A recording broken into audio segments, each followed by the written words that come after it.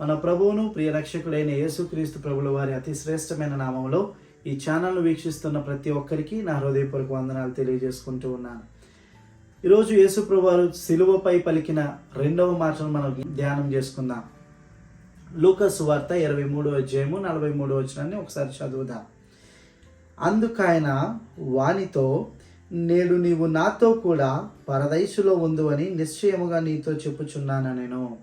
ఈ మాట యేసుక్రీస్తు ప్రభుల వారు సిలువ మీద ఉండగా తన ఇరుప్రక్కల ఉన్నటువంటి ఇద్దరు దొంగల మధ్యలో ఆయన సిలువ వేయబడిన సంగతి మనందరికీ తెలిసినదే.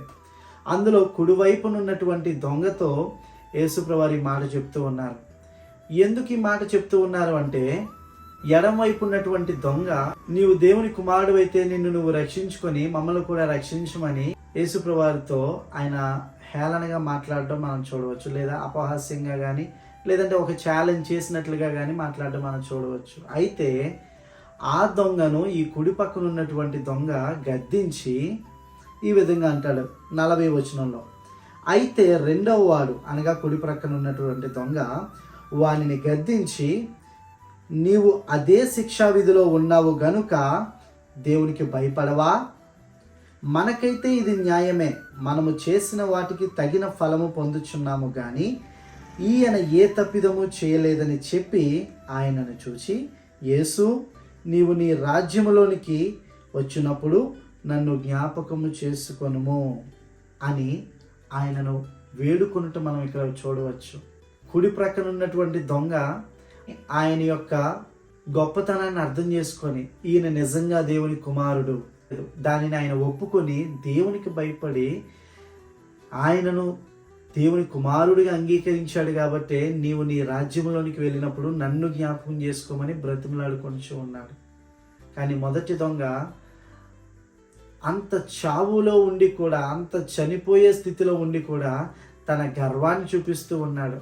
నీవు దేవుని కుమారుడు అయితే నిన్ను నువ్వు రక్షించుకొని మమ్మల్ని కూడా రక్షించమని అడుగుతున్నాడు. అని అడగటం లేదు, ఒక రకంగా చెప్పాలంటే హేళన చేస్తూ ఉన్నాడు. ఇక్కడ ఇద్దరు దొంగలు మనం చూస్తూ ఉన్నాం. మొదటిగా ఈ ఇద్దరు దొంగలు ఎవరనేది చూద్దాం. ఈ ఇద్దరు దొంగలు ఎవరనేది మనకి బైబిల్లో రాయబడలేదు కానీ, అలాగే మిగిలిన ఏ సువార్తలోనూ రాయబడలేదు కానీ, లూకా సువార్త మాత్రం ఈ ఇద్దరు దొంగలకి యేసుప్రభువారికి మధ్య జరిగిన సంభాషణను లూకా భక్తుడు రాయడం జరిగింది.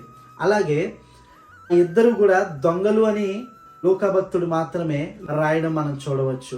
అయితే బైబిల్లో వారిని గురించినటువంటి సమాచారం లేదు కానీ కొన్ని ప్రాచీన ప్రతులలో మనం వెతికినట్లయితే 4వ శతాబ్దంలో నికోదెమస్ అనే వ్యక్తి తను రాసిన చరిత్రకారుల చేత ఆమోదించబడినటువంటి గాస్పెల్ ఆఫ్ నికోదెమస్ అనే పుస్తకంలో ఈ ఇద్దరు దొంగల నిమిత్తం మనం రాయడం మనం గమనించవచ్చు.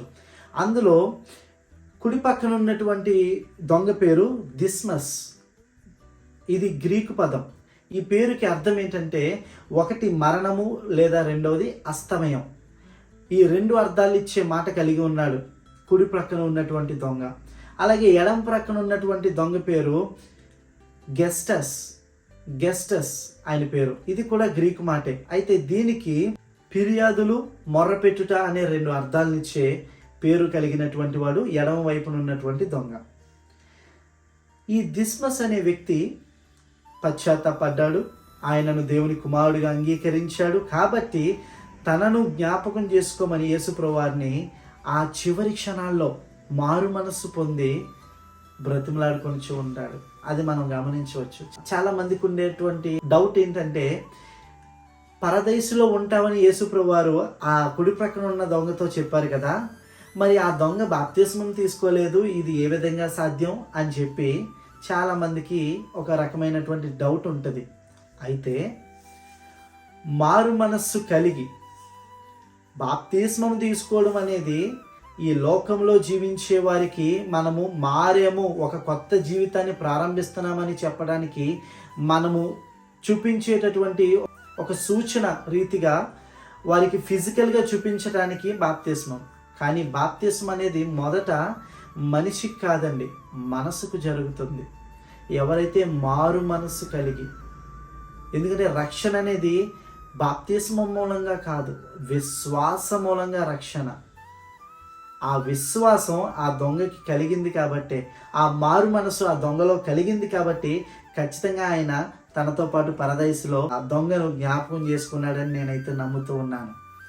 అయితే ఇక్కడ చూసిన ఈ ఇద్దరు వ్యక్తులు కూడా, ఈ గెస్టస్ అలాగే దిస్మస్ అనే ఈ ఇద్దరు వ్యక్తులు కూడా దొంగలని లూకా భక్తుడు చెప్పడం మనం చూడవచ్చు లూకా సువార్తలో. కానీ ఎంత గొప్ప దొంగతనం చేస్తే ఎంత గొప్ప శిక్ష వేశారు. ఎందుకంటే సిలువ మరణం అనేది ఆషామాషి శిక్ష కాదండి. అది ఎంతో గొప్ప నేరం చేస్తే తప్ప. ఎందుకంటే యేసు ప్రభు వారికి కావాలని ఆయన్ని చంపాలని అన్యాయంగా తీర్పు తీర్చి ఆయనకి శిక్ష వేశారు. అంతవరకు మనకి తెలుసు. మరి ఈ దొంగలకి సిలువ శిక్ష వేయాల్సినంత అవసరం ఏముంది? అంత పెద్ద దొంగతనం ఏం చేసి ఉంటారు? ఎందుకంటే సర్వసాధారణంగా రోమా ప్రభుత్వపు జడ్జిమెంట్లో దొంగలు ఏదైనా దొంగతనం చేస్తే వారి నుంచి ఆ దొంగతనం చేసిన వస్తువుల్ని తిరిగి లాక్కోవడం కానీ, లేదా వారికి కొన్ని రోజుల పాటు జైలు శిక్ష విధించడం కానీ, లేదా కొరడాలు కానీ, లేదంటే ఏదైనా ఒక రకమైనటువంటి నామమాత్రపు లేదా తగినంత మాత్రపు భరించగలిగినంత శిక్షలు మాత్రమే వేస్తారు సాధారణంగా దొంగలకి. అంతేగాని సిలువ మరణం వేసేటంత గొప్ప శిక్ష సాధారణమైన దొంగలకైతే వేయరు. కాబట్టి ఇంత గొప్ప శిక్ష వేశారంటే వీరు సాధారణమైన దొంగలు కాదు అని మనం గ్రహించాలి. అయితే ఎవరై ఉంటారనేది మనం కొంచెం గమనిస్తే, ఇదే గాస్పెల్ ఆఫ్ నికోదేమస్ ఆయన రాసిన పుస్తకంలో ఆ దొంగలను గూర్చినటువంటి చరిత్రను ఆయన కొంచెం వివరించడం జరిగింది. వారు సాధారణమైన దొంగలు కాదు, కానీ రాజకీయంగా మనకి బందిపోట్లు ఈ రోజున ఎలా అయితే ఉన్నారో ఆ రోజుల్లో వారు రాజకీయ ప్రభుత్వానికి వ్యతిరేకంగాను, రాజుకు వ్యతిరేకంగాను, అలాగే అధికారులకు వ్యతిరేకంగా వారిని హదారుల మధ్యలో చంపి రాజ్యాన్ని స్థాపించే, ఉదాహరణకి చెప్పాలంటే బందిపోట్లు, ఆ గుంపుకి చెందిన వారే ఈ దిస్మస్ మరియు గెస్టస్ నికోదేమస్ తన పుస్తకంలో రాయడం జరిగింది. అయితే ఎంత గొప్ప నేరస్తులు కాబట్టి వారికి సిలువ శిక్ష అంతటి గొప్ప శిక్షను అప్పట్లో రోమా ప్రభుత్వం వారు విధించడం జరిగిందని మనం గ్రహించాలి.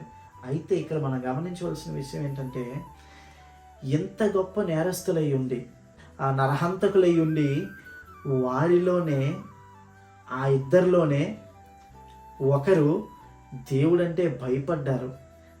దేవుని యొక్క కుమారుడిగా ఆయన యేసుప్రభు వారిని రక్షకుడిగా గుర్తించాడు. కాబట్టే నీ రాజ్యంలోనికి వెళ్ళినప్పుడు నన్ను జ్ఞాపకం చేసుకోమని ఆ కుడి ప్రక్కన ఉన్నటువంటి దొంగ దిస్మస్ ఆయన బ్రతిమలాడుకొనిచూ ఉన్నాడు. మరి అంతటి కఠిన హృదయం కలిగిన వారే కర్కశకులే మారిపోయినప్పుడు, మరి ఈరోజు క్రీస్తును అంగీకరించి ఏళ్ళు గడుస్తున్న, క్రీస్తును అంగీకరించి సంవత్సరాల భక్తి జరుగుతున్న మన హృదయాలు ఎంత మెత్తగా దేవుడు తయారు చేసి ఉండాలి. మరి ఈరోజు ప్రియ సహోదరి సహోదరుడా, మన హృదయాలు ఇంకా కఠినంగా ఉన్నాయా? ఒకసారి వాక్యం ద్వారా మనల్ని మనం సరి చేసుకుందాం. ఈ కొద్ది మాటలు దేవుడు తన వెనుకట్లో దీవించి మిమ్మల్ని అందరినీ ఆశీర్వదించును గాక. ఆమేన్.